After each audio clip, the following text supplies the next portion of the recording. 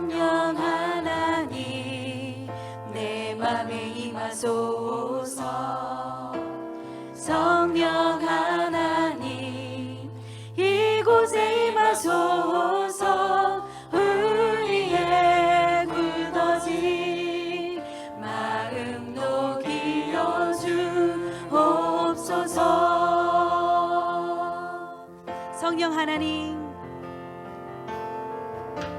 성령 하나님 내 맘에 임하소서. 성령 하나님 이곳에 임하소서. 우리의 굳어진 마음 녹여 주옵소서.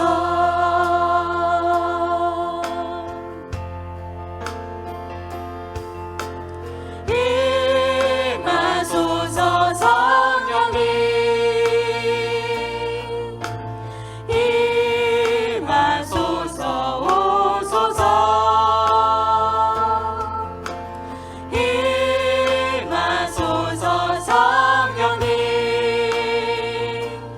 오소서. 성령 하나님, 성령 하나님, 성령 하나님 내 맘에 임하소서. 성령 하나님 이곳에 임하소서. 우리의 굳어진 마음 녹여 주옵소서. 다시 한번요. 성령 하나님 내 마음에 임하소서. 성령 하나님 내 맘에 임하소서.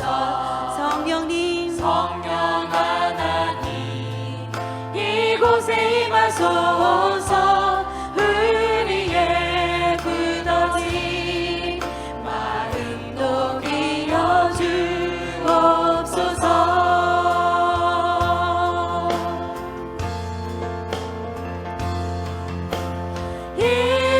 임하소서. 성령님 임하소서. 오소서. 임하소서. 성령님 오소서. 성령 하나님 임하소서. 성령님, 임하소서. 성령님 임하소서. 오소서. 임하소서. 성령님 오소서. 성령 하나님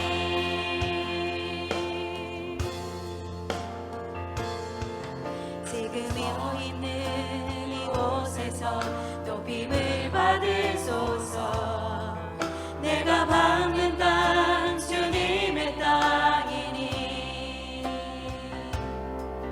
하늘이 주의 이름 높이 올리며 넓은 바다가 주를 노래해. 모든 만물 주를 경배해. 아멘. 모든 입술 주를 찬양해. 천지를 만드신 만물의 통치자 높임을 받으소서. 내 평생에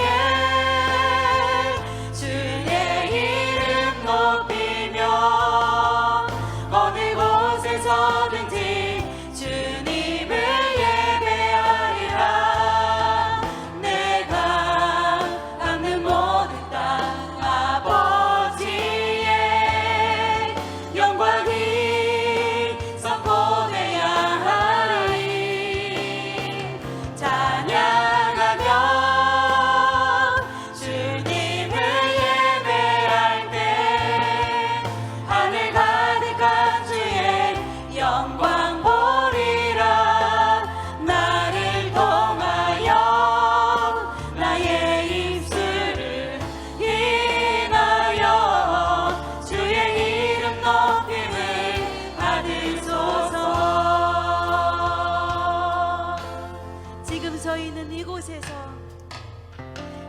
서 있는 이곳에서 높임을 받으소서.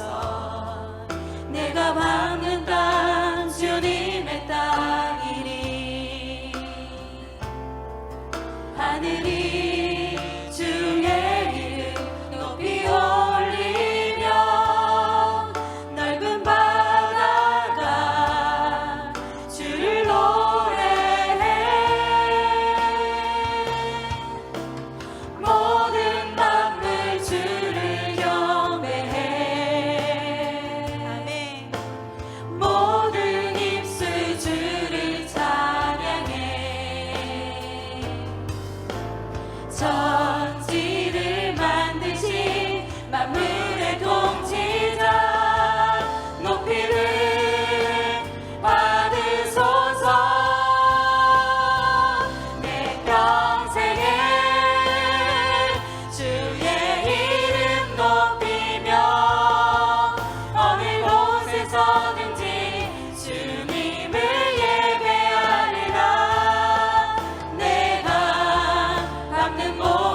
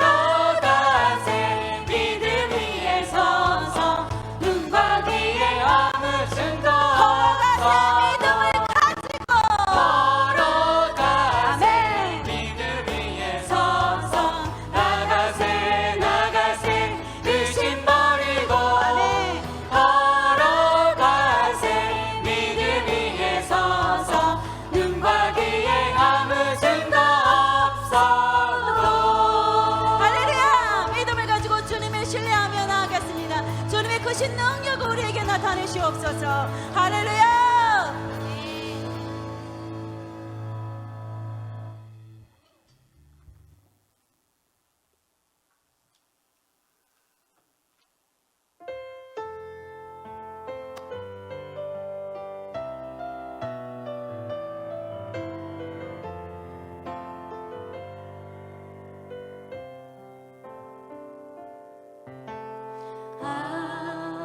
하나님의 음성을 듣고자 기도하며 귀를 기울이고 나의 기도를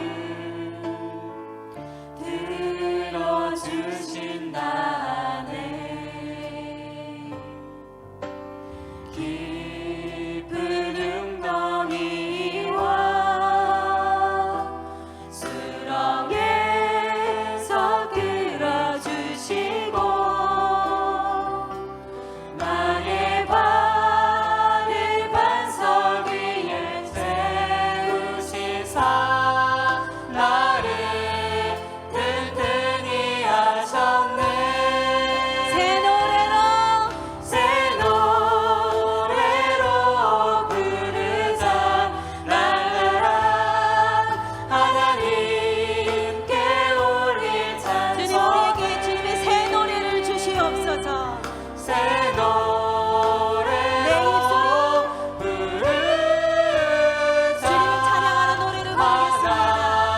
하나님 사랑을 하나님의 음성을 하나님의 음성을 듣고자 기도하며 귀를 기울이고 나의 기도를 들어주신다네. 깊은 웅덩이와 수렁에서 끌어주시고 나의 발을 반석 위에 세우시사 나를 든든히 하셨네. 새 노래로 새 노래로 부르자 랄라라. 하나님께 올릴 찬송을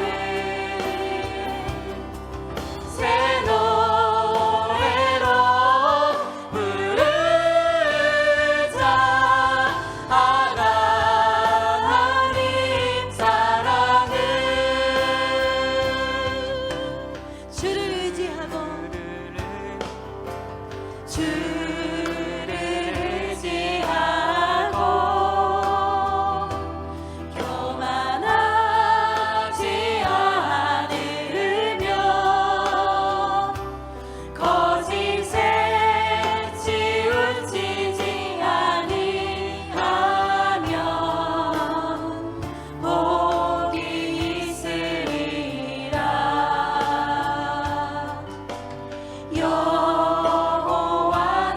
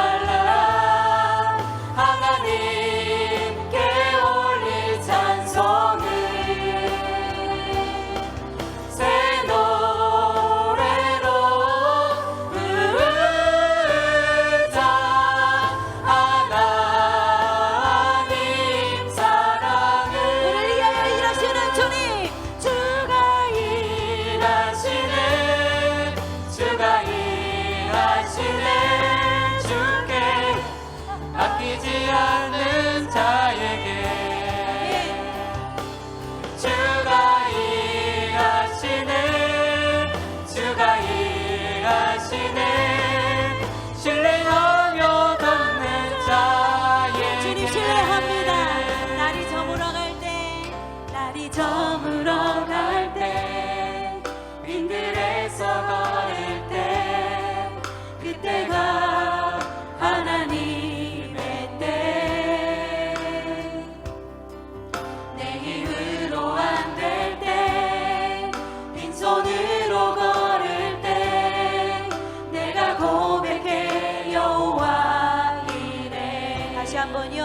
날이 저물어 갈 때, 날이 저물어 갈 때 빈들에서 걸을 때 그때가 일하시는 하나님의 때입니다. 주님 믿습니다. 내 힘으로 안 될 때 빈손으로 걸을 때 우리가 고백합니다. 내가 고백해 여호와 준비하시는 이래 하나님. 주가 일하시네 주가 일하시네 주께 아끼지 않는 자에게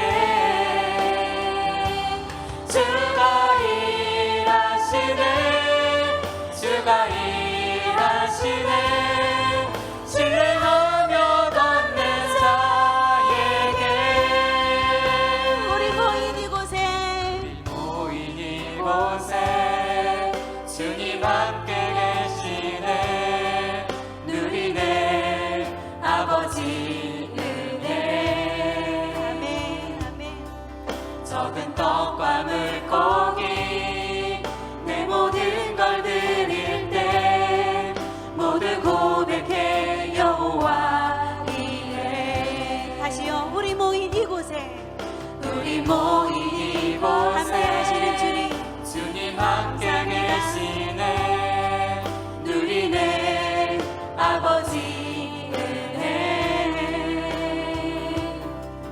적은 떡과 물고기 내 모든 걸 드릴 때 모두 고백해 여호와 이래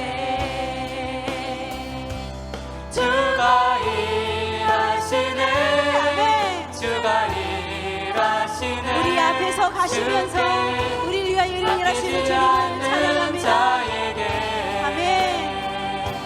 주가 일하시네 주가 일하시네 신뢰하며 걷는 자에게 주가 일하시네 주가 일하시네 주가 일하시네 주께 아끼지 않는 자에게 주가 일하시네 주가 일하시네 신뢰하며 걷는 자에게 주가 일하시네 주가 일하시네 주께 아끼지 않는 자에게 주가 일하시네 주가 일하시네 신뢰하며 걷는 자에게 주가 일하시네 주가 일하시네 주님 신뢰합니다. 주께 우리를 위하여 일하신 주님을 신뢰합니다. 아멘. 주가 일하시네 주가 일하시네 신뢰하며 걷는 자에게 우리 앞에서 가시며 우리를 위하여서 일하시는 전능하신 하나님을 찬양합니다. 기도하겠습니다. 사랑하는 주님, 오늘도 주님께서 우리를 사랑하셔서 진리 앞에 서게 하시고 진리를 통해서 자유함을 누릴 수 있도록 하시니 감사합니다. 오늘도 주의 말씀 앞에 참된 자유함을 누리는 시간 될 수 있도록 은혜 허락하여 주옵소서. 감사하신 예수 그리스도의 이름으로 기도하옵나이다. 아멘. 여러분 한 주간 잘 보내셨죠? 오늘 우리 수요 교리학교 이제 8번째 시간입니다. 여러분 좀 어떠신가요? 하시다 보면 좀 이해가 되지 않고 어려운 부분도 있을 겁니다. 여러분 그런데 괜찮습니다. 우리가 지금 하나님의 집을 세워가고 있죠.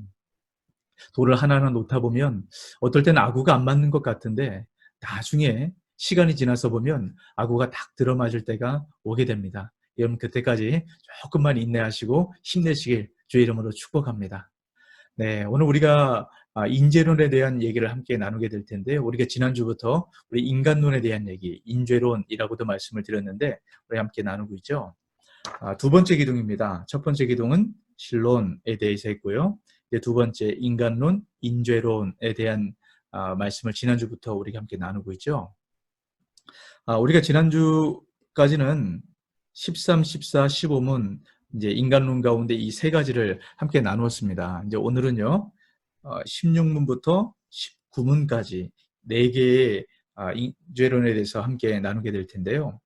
여러분 우리 지난주에 대한 이야기를 함께 복습하면서 잠깐 넘어가 보도록 할까요? 여러분 죄란 무엇입니까? 죄. 우리가 이 죄에 대해서 얘기를 할 때 우리가 이 죄라는 것은 윤리적이고 도덕적인 측면의 죄를 이제 생각을 하게 됩니다. 하지만 성경은 죄를 뭐라고 얘기하냐면 하나님의 법에 순종함에 있어서 부족하거나 하나님의 법을 어기는 것이라고 이야기를 합니다. 지난주도 잠깐 말씀을 드렸는데요. 우리가 이제 15번에서 보는 것처럼 우리가 이제 첫 조상, 우리 아담과 하와의 죄가 무엇인가를 얘기할 때 선과 악을 알게 하는 나무의 열매를 따먹은 것, 그러면 이 열매를 따먹은 것에 집중하는데 우리가 여기서 집중해서는 안 된다라고 말씀을 드렸죠. 여러분 죄란 무엇입니까? 하나님의 법, 이것이 울타리라고 말씀드렸죠. 울타리를 벗어나는 게 죄다라고 말씀을 드렸습니다. 여러분 주님께서는 우리가 이 울타리 안에서 마음껏 자유하고 뛰놀고 즐겁고 기쁨 가운데 살아가기를 원하시죠. 그런데 이 울타리를 넘어서게 되면 이곳에는 죽음이 있다라는 것이죠. 그래서 울타리 안에서 우리가 참된 자유함을 누릴 수 있다라는 것, 우리가 지난주까지 함께 말씀을 나눴고요. 울타리 밖으로 벗어나는 것이 죄다라고 이제 말씀을 드렸습니다. 오늘 이제 16문입니다. 모든 인류는 아담의 첫 범죄 안에서 타락했습니까? 우리 같이 한번 읽어볼까요? 답을요. 아담과 맺어진 언약은 아담 자신만이 아니라 그의 후손들과도 맺어진 것이므로 일반적인 출생으로 태어난 그의 후손인 모든 인류는 아담의 첫 범죄에 있어서 그 안에서 죄를 지었고 그와 함께 타락했습니다. 네. 우리가 앞에서 살펴본 것처럼 왜 아담의 범죄 행위가 온 인류에게 영향을 미쳤는가? 이제 그 부분에 대해서 이제 설명을 하는 건데요. 이런 가장 핵심적인 이유는 무엇이냐면 아담과 맺어진 언약 때문입니다. 생명의 언약이었죠. 근데 이 언약은 아담 개인에게만 해당되는 것이 아니라 모든 인류에게 해당되는 것이다 라고 이제 말씀을 드렸죠. 여러분 우리가 이 16문을 가만히 살펴보면 이 16문에 대한 이 질문의 그 깊은 내면에는 이런 의문이 생기는 겁니다. 아담이 지은 죄가 나와 무슨 상관이 있는가? 여러분 혹시 이런 질문이 들지 않습니까? 내가 지은 죄도 아니고. 여러분 아담을 아세요? 알지도 못하는 이 첫 조상이 지은 죄 때문에 내가 죄인이 되어야 하는가? 여러분 충분히 이런 질문이 생길 수 있습니다. 여러분 그런데요. 아담은 모든 인류의 머리입니다. 여러분 이것을 대표성의 원리라고 이야기를 하는데요. 여러분 하나님께서 아담을 만드시고 아담을 하나님을 대신해서 온 세상을 다스리시는 왕의 역할을 부여하셨죠. 여러분 고대의 전쟁을 보면 이 고대의 전쟁에서는 왕이 잡히거나 왕이 죽게 되면 그 나라는 패배한 것을 봅니다. 지금 이 말씀은 사무엘상 31장에 보면 사울이 이스라엘 왕으로 있었을 때예요. 사울이 이스라엘 왕으로 있다가 블레셋과 전쟁을 하게 되죠. 전쟁을 하다가 사울이 결국 죽게 됩니다. 그러니까 어떻게 됩니까? 31장 7절입니다. 골짜기 저쪽에 있는 이스라엘 사람과 요단 건너쪽에 있는 자들이 이스라엘 사람들이 도망하는 것과 사울과 그의 아들이 죽었음을 보고 성읍을 버리고 도망하매 블레셋 사람들이 이르러 거기 사니라. 그러면 사울이 왕이죠. 사울과 그의 아들이 죽었음을 보고 도망을 합니다. 그럼 왕이 죽으면 끝난 것이에요. 여러분 이것이 대표성의 원리입니다. 여러분 또 한 가지 우리의 예를 들어서 한번 생각을 해보면요. 그럼 지난 5월이죠. 이 조지 플로이드 사건 때문에 미국 안에서 굉장한 시위가 있었지 않습니까? 인종차별의 이 오래된 역사는 여러분 400년에 넘어섰다라고 얘기를 합니다. 이런 흑인 노예의 첫 번째 시작이 1619년에 시작이 됐다라고 얘기를 해요. 그럼 1619년부터 시작해서 이제 노예를 제도적으로 이제 흑인을 노예로 삼는 이제 그런 일들이 나타나기 시작했습니다. 이것이 거의 250년 동안 지속이 되다가 1865년 우리가 잘 아는 아브라함 링컨이죠. 링컨 대통령이 이제 남북 전쟁에서 승리를 하면서 노예 제도를 폐지했습니다. 하지만 여전히 이런 인종 차별의 문제가 계속 남아 있게 됐다라는 거죠. 이런 노예 제도가 폐지되기 전까지는 흑인은 사람 숫자에 들어가지 못했습니다. 흑인 가정에서 태어난 아이는 본인의 의지와 상관없이 노예로 삽니다. 내가 자신이 노예가 아니라고 아무리 항변하고 도망가도 소용이 없습니다. 부모가 노예이기 때문에 노예로 사는 것이죠. 여러분 이것이 바로 대표성의 원리입니다. 여러분 이 대표성의 원리가 아담에게 있는 것입니다. 로마서 5장 12절 말씀을 보면요. 그러므로 한 사람으로 말미암아 죄가 세상에 들어오고 죄로 말미암아 사망이 들어왔나니 이와 같이 모든 사람이 죄를 지었으므로 사망이 모든 사람에게 이르렀느니라. 그럼 여기서 한 사람이 누굽니까? 한 사람이 아담입니다. 아담으로 말미암아 죄가 세상에 들어왔다라고 얘기를 하죠. 그 죄로 말미암아 또 사망이 들어왔다라고 이야기를 합니다.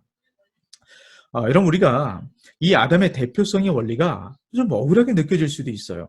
여러분 그런데 이 대표성의 원리 안에 여러분 은혜의 원리가 담겨져 있다는 것, 여러분 이것을 기억하셨으면 좋겠어요. 여러분 하나님께서는 죄에 대해서 아주 심각하게 다루십니다. 근데 왜 죄를 이렇게 심각하게 다루시는가? 여러분 하나님의 뜻이 있어요. 궁극적인 뜻이 있습니다. 우리가 지난주에 이 철로 역정에 대해서 제가 잠깐 말씀을 드렸는데요. 우리 사람은 아주 무겁고 아주 수고하는 이런 짐을 지고 살아가게 됩니다. 여러분 이 사람의 죄에 대한 비참함을 깨닫고 알게 되는 순간 사람이 어떻게 됩니까? 하나님을 향해서 이 방향성을 두고 걸어가기 시작하게 된다라는 것이죠. 우리가 이제 다음 주부터 구원론에 대한 말씀을 함께 나누게 될 텐데요. 여러분 죄에 대한 문제는 구원의 빛 안에서 보아야 됩니다. 여러분 첫 조상 아담의 모든 아담의 죄가 모든 인류의 죄에 대해서 대표하는 것처럼 여러분 이제 우리 죄를 구원하시는 예수님 역시 모든 인류의 대표가 되시는 겁니다. 로마서 5장 15절 말씀인데요. 같이 한번 읽어볼까요? 그러나 이 은사는 그의 범죄와 같지 아니하니 곧 한 사람의 범죄를 인하여, 여기 한 사람이 아담이죠. 많은 사람이 죽었은즉 더욱 하나님의 은혜와 또한 한 사람 예수입니다.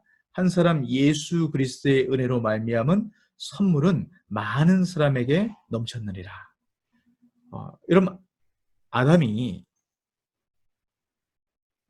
죄의 대표가 되었던 것처럼 예수 그리스도 이 한 분을 통해서 구원의 은혜가 우리 가운데 동일하게 임하게 되는 것입니다.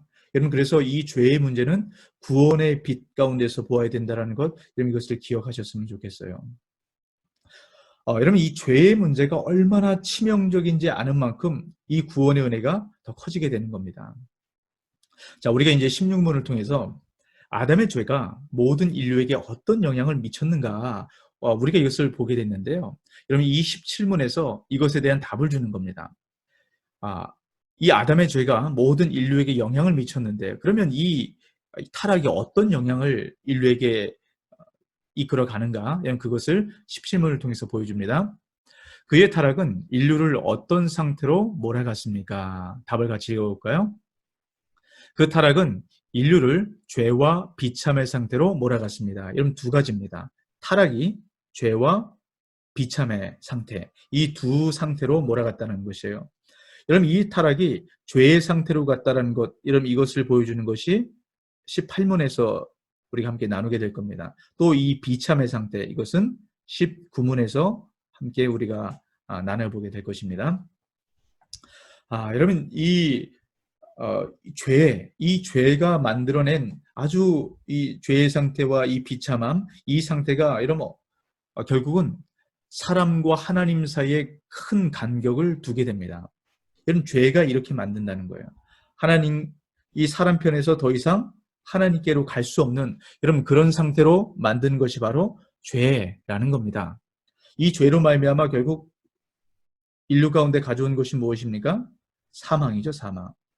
우리 모든 사람에게 죽음이 임하게 된 겁니다. 이것이 바로 타락의 결과라는 것이죠. 여러분, 우리 사람이, 이 죄를 지은 사람은 먹고 마시고 호흡하고 여러분 그런다고 살아있는 게 아닙니다. 살아있는 것처럼 보이지만 결국 쓰러지는 안개와 같은 그런 헛된 인생을 살아갈 수밖에 없게 된다는 거죠. 여러분, 우리가 왜 죄의 문제를 이렇게 집중합니까? 정확한 진단이 있어야 여러분 치료가 가능한 거예요. 자, 여러분 좀 많이 지치시죠? 제가 여러분에게 이 아름다운 꽃을 선물하도록 하겠습니다. 이런 꽃이 너무 아름답지 않습니까? 여러분, 이 꽃이 제가 여러분에게 이렇게 선물을 한다라고 했을 때 이 기간이 얼마나 갈까요? 이런 물병 안에 이렇게 꽂아둔 꽃, 여러분 길어야 뭐 일주일, 뭐 더 길어도 몇 주를 못 가게 될 겁니다. 여러분, 왜 그렇습니까? 결국 예수 그리스도 안에 거하지 않는, 붙어있지 않는 여러분 그런 가지는 버려져서 마르게 되고요. 결국 불에 던져 사라지게 되는 겁니다. 여러분, 우리는 이 죄를 통해서 예수 그리스도 안에 있는 것이 얼마나 큰 은혜이고 특권인가, 이런 그것을 알게 되는 거죠. 자, 이제 본격적으로 17문에서 우리가 보았던 것처럼 이 타락의 상태가 이 두 가지 상태를 만들어낸다라고 말씀을 드렸죠. 첫 번째, 죄악의 상태, 그 다음에 비참함의 상태. 이런 첫 번째입니다. 18문에서는 이 타락의 상태의 첫 번째인 죄악됨, 이 죄악의 상태에 대해서 이야기를 하고 있는데요. 우리 답을 같이 한번 읽어볼까요? 사람의 타락한 상태에서의 죄악됨은 아담의 첫 범죄에 대한 죄책, 근본적인 의로움의 상실, 모든 성품이 부패한 것인데, 이것은 일반적으로 원죄라고 불리고 이 원죄로부터 모든 범죄의 행위들이 비롯됩니다. 그럼 이 모든 범죄, 이것은 다른 말로 얘기하면 자범죄라고 이야기를 합니다. 그러니까 죄에는 두 종류가 있다는 것이죠. 첫 번째는 원죄가 있고요. 또 두 번째는 자범죄, 이 두 가지 죄가 있다라고 이제 이야기를 하고 있는 겁니다. 그럼 먼저 원죄에 대해서 우리가 한번 살펴볼 텐데요. 여러분, 이 원죄란 무엇인가? 이 원죄에 대해서는 세 개의 구성 요소로 이루어져 있습니다. 이런 첫 번째가요, 죄책, 죄의 책임, 죄값이라고 얘기를 하고요. 두 번째는 근본적인 의로움 상실, 여러분 이것이 원죄의 특징입니다. 또 세 번째는요, 모든 성품의 부패, 그러니까 전적으로 타락함에 대해서 이야기를 하고 있습니다. 우리 하나하나씩 살펴볼 텐데요. 이런 첫 번째, 죄책, 죄의 값이 얼마나 무거운 것인가, 원죄의 죄의 값에 대해서 함께 살펴보도록 하겠습니다. 이런 모든 죄에 대해서는 이런 그 죄에 맞는 값을 치러야 되죠. 이런 어떤 죄를 지었든 좀 가벼운 죄면 벌금형을 물 수 있겠죠.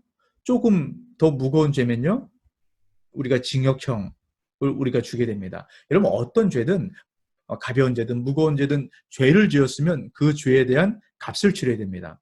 이런 원죄에 대한 값은 뭘까요? 원죄에 대한 값, 이 삭은 사망이라고 얘기합니다. 그러니까 아담의 모든 후손들은 결국 죽을 수밖에 없는 이런 그런 죽음으로 값을 치러야 된다라는 것이죠. 그만큼 원죄는 이렇게 심각한 문제를 만들어낸다라는 겁니다. 이런 두 번째입니다. 두 번째 원죄의 구성 요소는요, 근본적인 의로움의 상실입니다. 이런 우리는 하나님의 형상으로 지음을 받았어요.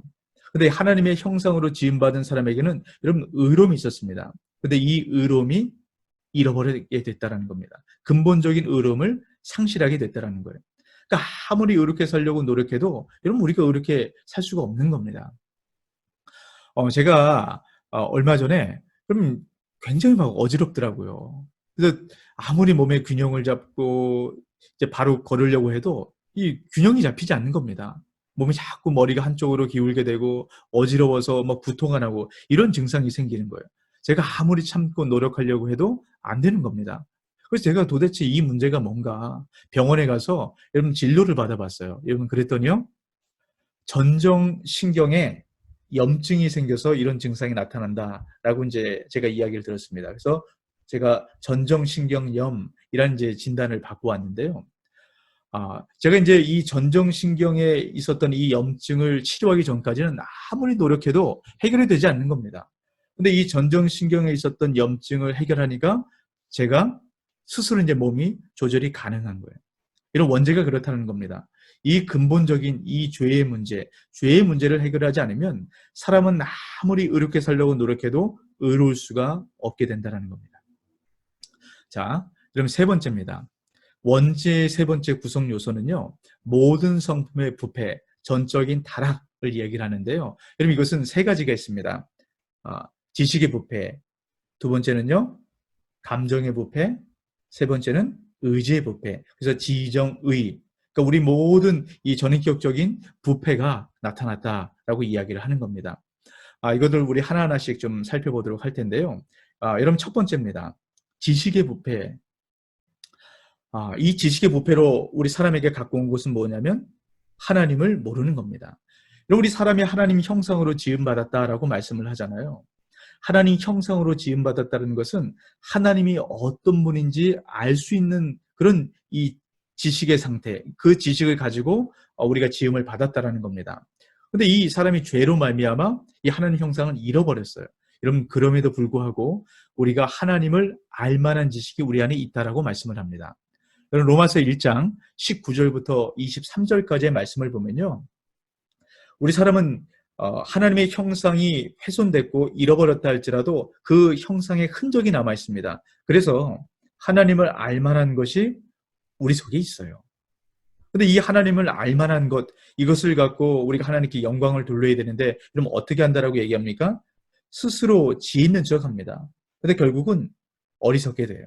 그래서 이 하나님의 영광을 썩어질 사람과 새와 짐승과 기어다니는 동물의 우상으로 바꾸어 사용하게 되는 겁니다. 여러분 사람이 이렇게 어리석어요. 그리고 이 사람은 하나님께서 아담을 지으셨을 때 아주 뛰어난 지성을 주셨습니다.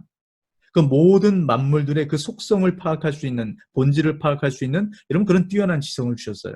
이런 그것이 아담이 동물의 이름을 짓는 것들을 통해서 분명히 드러나게 됩니다. 그 동물의 본질을 꿰뚫고 이름을 지어주었어요. 여러분 그런데 범죄 후에 이 지성은 세상을 파괴하는 방향으로 그렇게 사용하게 됩니다. 여러분 지금 우리 코로나19 때문에 굉장히 어려운 가운데 있지 않습니까? 또 이 중국에선 보세요. 우리 지금 한국에도 마찬가지인데요. 이 폭우로 인해서 여러분 이렇게 마을이 잠길 정도가 됐습니다. 또 지구 반대편 미국에서는 이 산불로 여러분 큰 어려움 가운데 있습니다. 그럼 왜 이런 문제가 생길까요?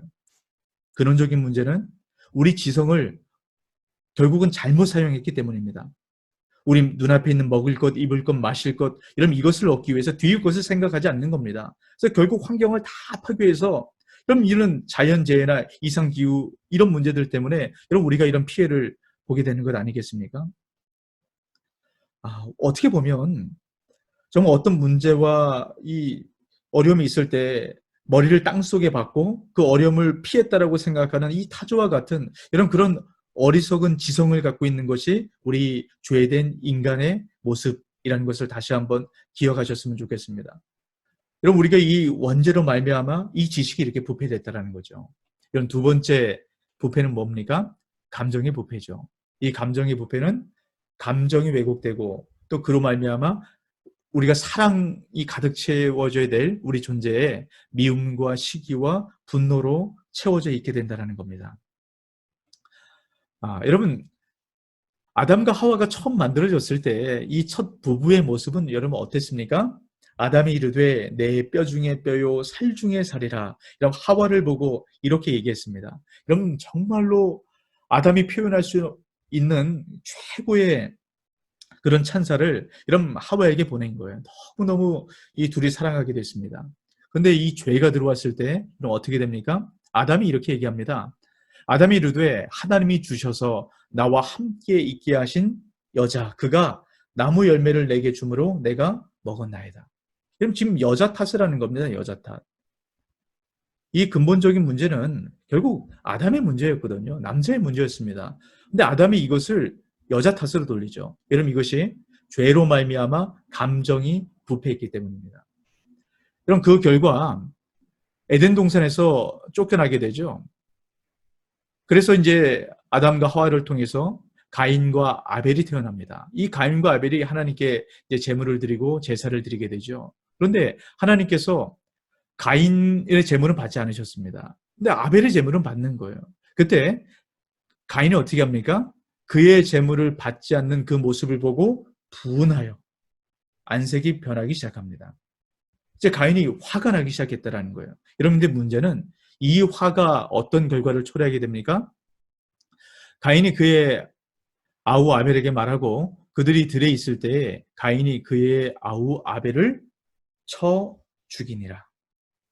여러분 이 감정이 부패해서 결국 이 감정이 어떤 문제를 만들어냅니까? 살인을 하게 되는 겁니다.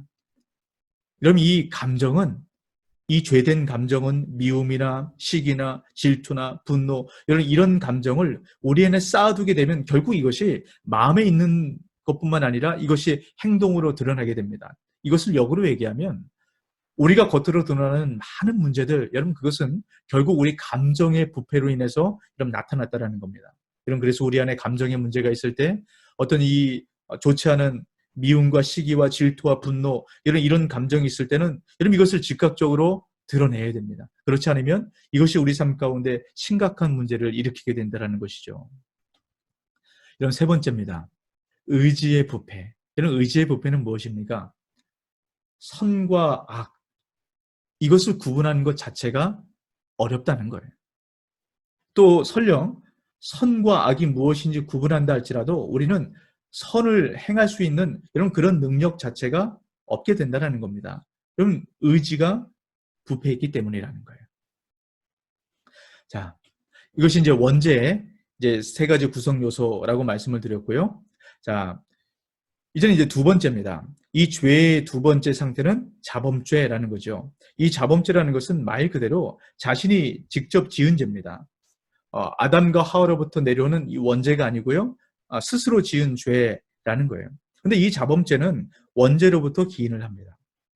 여러분 우리가 이 자범죄, 우리 모든 사람은 죄를 짓지 않습니까? 이 자범죄가 있다는 것은 결국 원죄가 있다는 것을 이런 보여주는 것과 다를 바가 없는 겁니다. 우리 타락 전에 사람은 죄를 안 짓는 것이 죄를 짓거나 안 짓는 것이 가능한 이런 그런 상태였어요. 그러니까 타락 후의 사람은 어떻습니까? 죄를 안 짓는 것이 불가능합니다. 죄를 지을 수밖에 없는 이런 그런 존재로 우리가 바뀌어버렸다는 겁니다. 여러분 이것이 바로 원죄. 그래서 이 타락 후의 모든 사람은 죄를 짓게 돼 있어요. 여러분 이것이 바로 자범죄라고 이제 말씀을 드렸죠. 이것은 원죄로부터 기인하게 된다라는 것입니다. 여러분 이것을 이렇게 한번 생각해 보셨으면 좋겠어요. 여러분 얼마 전에 인천 수돗물에 유충이 나와가지고 여러분 많은 사람들에게 이 충격을 주지 않았습니까? 그래서 음용이 이제 중지가 되고 학교 급식도 이제 중단이 됐습니다. 이 안에 이 유충이 이렇게 나오게 됐다라는 겁니다. 근데 도대체 왜 이런 문제가 생겼는가? 여러분 이 정확한 원인은 아직 확실하게 규명되지 않았는데요. 많은 사람들이 이렇게 얘기합니다.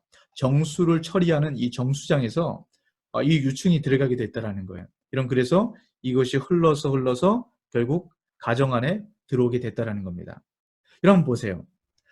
아무리 집에서 필터를 쌓고 샤워기에 필터를 쓴다고 할지라도 여러분 이 정수장에서 깨끗한 물이 나오지 못하면 결국은 이 안에서도 깨끗한 물이 흘러 들어갈 수가 없는 겁니다. 그럼 마찬가지로요.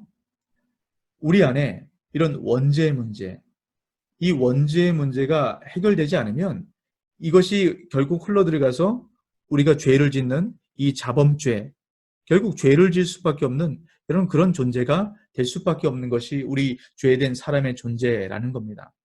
여러분 우리가 이 땅 가운데 아무리 깨끗하게 애를 쓰고 노력한다 할지라도 여러분 일시적으로 뭐 정수할 수 있습니다. 일시적으로 해결할 수 있어요. 집에서 필터를 통해서 일시적으로 해결할 수 있습니다. 하지만 근본적인 문제는 해결이 안 됩니다. 여러분 아무리 깨끗하게 살려고 노력한다 할지라도 모든 인류가 별반 다르지 않습니다. 다 똑같습니다. 그래서 사람은 믿고 의지할 대상이 아니라 사랑해야 될 대상이라는 것을 우리가 기억해야 됩니다. 그래서 어떤 다른 사람들에게 문제가 보인다면 저 사람 왜 저럴까? 그렇게 생각하지 마시고 그 사람은 원래 그런 존재입니다. 그래서 어떤 문제가 드러나면 이 정수 처리가 제대로 안 됐구나 라고 생각하시고 어떻게 도와줄까? 여러분 그렇게 생각하시기 바랍니다. 자, 이게 죄의 상태, 우리 첫 번째 18문을 통해서 함께 살펴봤고요. 여러분 두 번째입니다. 타락의 상태가 만들어내는 것이 비참함의 상태라는 19문인데요. 사람이 타락한 상태에서 비참함이란 무엇인가요? 답을 같이 한번 읽어볼까요? 자신들의 타락으로 하나님과의 교제를 잃어버린 모든 인류는 하나님의 진노와 저주 아래 있고, 그래서 이 생에서 모든 비참함과 죽음 자체와 영원한 지옥의 고통을 받게 되었습니다. 여러분 이 사람의 비참함의 상태를 이야기를 하는 겁니다. 여러분 모든 인류는 하나님의 진노와 저주 아래 있습니다. 여러분 우리가 살아가면서 겪는 많은 고통들, 문제들, 사실 이 모든 것들은 결국 하나님의 진노와 저주 아래서 있기 때문에 생기는 겁니다. 여러분 우리가 부부간에 서로 사랑하고 서로 아껴야 되는데 여러분 이런 이 끔찍한 가정폭력의 문제, 부부간의 다툼의 문제, 여러분 이것이 왜 생깁니까? 여러분 정말로 이 사랑하는 자녀들, 이 자녀를 아껴야 되는데 이 아동학대 문제들이 생기지 않습니까? 이런 이 질병의 문제들, 이 자연재해의 문제들, 여러분 이 우리가 노동하면서 받는 이 많은 스트레스의 문제들, 여러분 이것이 바로 진노와 저주 아래 있기 때문에 우리가 받는 이 고통이라는 것이죠. 여러분 창세기 3장 17절 말씀을 보면 죄를 지은 아담에게 이렇게 말씀을 하십니다. 아담에게 이르시되 내가 내 아내의 말을 듣고 내가 내게 먹지 말란 나무의 열매를 먹었은즉 땅은 너로 말미암아 저주를 받고 너는 내 평생에 수고하여야 그 소산을 먹으리라. 여러분 평생 이 땅에 사는 동안 이 평생토록 우리 사람은 수고하고 무거운 짐, 또 하나님의 진노와 저주 아래 이 땅의 그 환경의 문제들, 질병의 문제들, 이 진노와 저주를 경험하면서 살아갈 수밖에 없다라는 것이죠. 여러분 이것을 잘 보여주는 것이 전도서 말씀입니다. 전도서 4장 1절에서 3절 말씀을 보면요. 내가 다시 해 아래서 우리가 이 땅에 살아가는 그 모든 시간들을 이야기를 합니다. 행하는 모든 학대를 살펴보았도다. 보라 학대받는 자들의 눈물이로다. 그들에게 위로자가 없도다. 그들을 학대하는 자들의 손에는 권세가 있으나 그들에게는 위로자가 없도다. 그러므로 나는 아직 살아있는 산 자들보다 죽은 지 오래된 죽은 자들을 더 복되다 하였으니, 여러분 뭐라고 얘기합니까? 살아있는 산자보다 죽은 지 오래된, 여러분 살아있는 것보다 죽는 게 더 복되다. 여러분 이렇게 지금 이야기를 하고 있는 겁니다. 그리고 마지막에 뭐라고 얘기합니까? 이 둘보다도 아직 출생하지 아니하여 해 아래에서 행하는 악한 일을 보지 못한 자가 더 복되다 하였다. 뭐라고 얘기합니까? 이 둘, 살아있는 자나 죽은 자나 이 둘보다는 아직 출생하지 않은 자, 그래서 이 땅 가운데 태어나지 않는 자, 이런 자가 더 복되다라고 얘기합니다. 여러분 왜 그렇습니까? 죽는다고 해결된 문제가 아니라는 거예요. 여러분 죽음 위에 무엇이 있습니까? 영원한 형벌이 있는 겁니다. 이 원죄의 문제를 해결하지 못한 사람은 결국 영원한 이 지옥의 형벌, 여러분 이 땅 가운데서 100년, 200년이 아니라 영원한 형벌이 원죄를 가진 자에게 있다는 거예요. 여러분 생각만 해도 끔찍하지 않습니까? 여러분 도대체 왜 사람에게 이런 죄의 문제가 있는가? 이런 근본적인 문제는 하나님과의 교제가 단절이 되어 있기 때문이에요. 여러분 제가 계속 말씀드리는 것처럼 여러분 우리가 아담의 범죄를 말할 때 선과 악을 알게 하는 나무의 열매에 집중하지 말아야 된다라고 말씀을 드렸습니다. 그럼 아담이 선과 악을 알게 하는 나무의 열매를 따먹지 않았으면 우리 사람은 영원한 생명을 가졌을 텐데 왜 아담과 하와가 이것을 따먹어서 이렇게 이 땅 가운데 죽음을 갖고 왔는가? 이런 그렇게 우리가 생각을 합니다. 그러면 아담이 선과 악을 알게 하는 나무의 열매를 따먹지 않았으면 이 땅 가운데 영원한 생명이 있었을까요? 이런 그렇지 않습니다. 이런 타락전의 사람 아담과 하와를 얘기하죠. 아담과 하와는 죄를 짓거나 안 짓는 것이 가능한 상태로 지음받았다라고 얘기하는 겁니다. 이런 죄의 결과는 사망이죠. 여러분, 그래서 우리가 죄를 짓지 않으면 영원한 생명을 유지하게 되는 겁니다. 근데 뭐라고 얘기합니까? 죄를 짓거나 안 짓는 것이 가능한 상태. 다시 말하면 영원한 생명이 부여받을 수 있는 가능성이 있는 상태로 지음받았다라는 겁니다. 영원한 생명은 사람 자체에 있는 것이 아닙니다. 하나님과 삼위일체 하나님과의 이 사랑의 교제 속에서 영원한 생명이 흘러나오는 것입니다. 선물로 흘러나오는 거예요. 근데 하나님과의 교제가 단절되는 순간 그 생명 역시 단절이 되는 겁니다. 그래서 죄의 결과로 진노와 저주가 있고 죽음과 영원한 지옥의 형벌이 나타나게 되는 것입니다.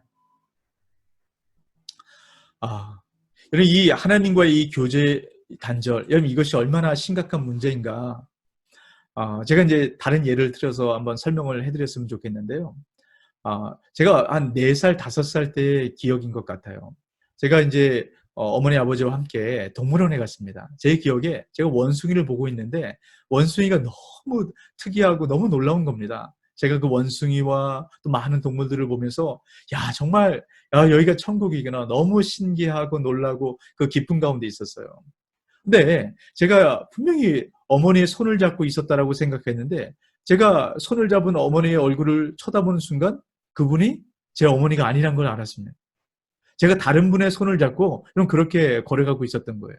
그럼 그때 제 마음이 어땠는지 아십니까? 그렇게 기쁘고 즐겁고 천국과도 같던 그곳이 한순간에 지옥과 같은 곳으로 바뀌었어요. 기쁨과 이 즐거움과 놀람 대신 제 안에 슬픔과 두려움과 공포로 가득 차게 됐습니다. 이런 환경이 변했습니까? 다른 동물들이 사라진 것입니까? 아니죠. 제가 부모님과의 관계가 단절이 되어 있기 때문이에요. 근데 멀리서 저를 찾던 부모님이 이런 뛰어오는 모습을 제가 봤어요. 제 그 모습을 보는 순간 제가 그래서 어머니의 품에 뛰어드는 순간 다시금 그 기쁨이 제 안에 회복이 됐습니다. 여러분, 이 천국의 기쁨, 이 즐거움, 여러분 이것은 하나님과의 교제가 회복이 되었을 때 우리가 누릴 수 있는 겁니다. 그럼 반대로요, 하나님과의 관계가 단절된 그곳, 이런 그곳이 바로 지옥이 되는 것이에요. 그럼 찬송가 438장입니다. 3절인데요. 높은 산이 거친 들이 초막이나 궁궐이나 내 주 예수 모신 곳이 그 어디나 하늘나라. 여러분, 이 가사가 참 의미 있지 않습니까? 이런 높은 산이나 거친 들이나 초막이나 궁궐이나 이런 어떤 곳에 지금 살고 계십니까? 여러분, 그곳이 아무리 좋고 모든 것이 다 갖춰진 곳이라 할지라도요, 여러분, 내 주 예수 모신 곳이 아니면 하늘나라가 아닙니다. 근데 우리가 거친 들이나 초막에 산다 할지라도 여러분, 내 주 예수가 그곳에 계시면 그곳은 하늘나라가 되는 것이에요. 그래서 우리는 내 모든 죄를 사함받고 주 예수와 동행하는 여러분, 이런 축복을 우리가 받았을 때, 다시 말하면 하나님과의 이 관계가 회복이 되었을 때 이 하나님 나라의 축복과 은혜를 누려받게 된다는 겁니다. 여러분, 이 한 주간 동안에 찬송가 438장을 여러분 깊이 묵상해 보셨으면 좋겠습니다. 그리고 이 풍성한 주님과 동행하는 은혜가 얼마나 놀라운 것인가 이런 경험하는 한 주간 되시길 주의 이름으로 축복합니다.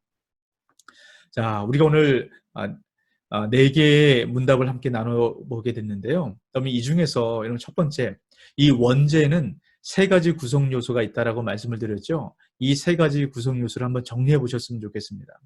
이 죄가 우리 삶 가운데 얼마나 심각한 영향을 미치는가. 여러분, 제가 몇 번 말씀을 드렸어요. 여러분, 우리 안에 이 죄의 문제, 그러니까 어떤 문제가 있는지 정확히 진단해야 여러분 치료가 될 수 있는 겁니다.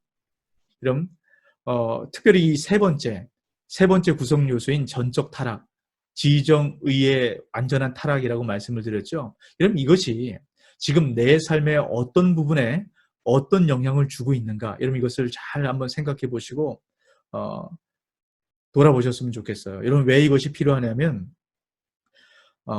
우리 안에 이 죄의 영향이 미치고 있는 여러분 그곳에 우리가 주의 은혜를 구해야 되기 때문입니다. 이런 문제가 있는 그곳에 주의 은혜를 흘려보내기 시작할 때 이런 그 문제가 해결이 되는 것이에요. 다시 말하면 우리 문제가 있는 그곳에 하나님과의 교제를 회복하기 시작할 때 이런 주님께서 우리 삶을 어떻게 바꿔가시는가, 이런 우리가 비로소 경험할 수 있게 되는 겁니다. 여러분 이 은혜를 경험해 보셨으면 좋겠어요. 그럼 두 번째요. 하나님과 어떤 방법으로 교제를 하고 있는지 생각해 보고 그 교제를 더 풍성히 하기 위한 방법을 생각해 봅시다. 여러분 우리가 하나님과 교제하기 시작할 때 이 교제를 통해서 천국의 은혜를 누려받을 수 있다라고 말씀을 드렸죠. 그 교제를 어떻게 풍성히 할 수 있는가, 이런 그 방법을 생각하고 돌아보았으면 좋겠습니다.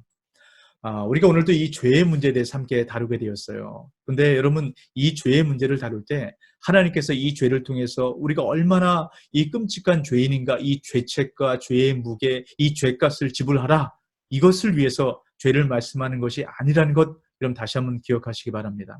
우리가 이 죄가 얼마나 심각하고 비참하고 무거운지 여러분 알게 될수록 주의 은혜가 더 풍성하고 놀랍게 우리 가운데 다가오게 됩니다. 그럼 다시 한번 이 죄의 비참함을 다시 한번 돌아보시고 그것을 해결하시는 주의 은혜를 기대하고 소망하고 누려받는 한 주간 되시길 주의 이름으로 축복합니다. 기도합니다. 사랑해 주님 감사합니다. 주님께서 오늘도 우리를 사랑하셔서 우리가 얼마나 끔찍한 죄인인가, 이 아담과 하와로부터 시작돼서 흘러나오는 이 죄가 우리 스스로 해결할 수 없는 우리가 그런 죄인인 것을 다시 한번 기억하게 하여 주옵소서. 그래서 주의 은혜가 아니면 우리가 살아갈 수 없음을 깨달아 알게 하셔서 주의 은혜 가운데 우리가 간절함으로 주님 앞에 나아가는 우리 한 시간 될 수 있도록 축복하여 주옵소서. 그래서 주님과 이 끊어진 관계를 다시 한번 회복하여서 더 이 관계를 풍성히 하여서 날마다 내 주 예수 모신 그곳이 천국임을 우리 입술의 고백이 아니라 심령의 고백으로 누려받는 우리 모든 성도님들 될 수 있도록 축복하여 주옵소서. 감사하신 예수 그리스도의 이름으로 기도하옵나이다. 아멘.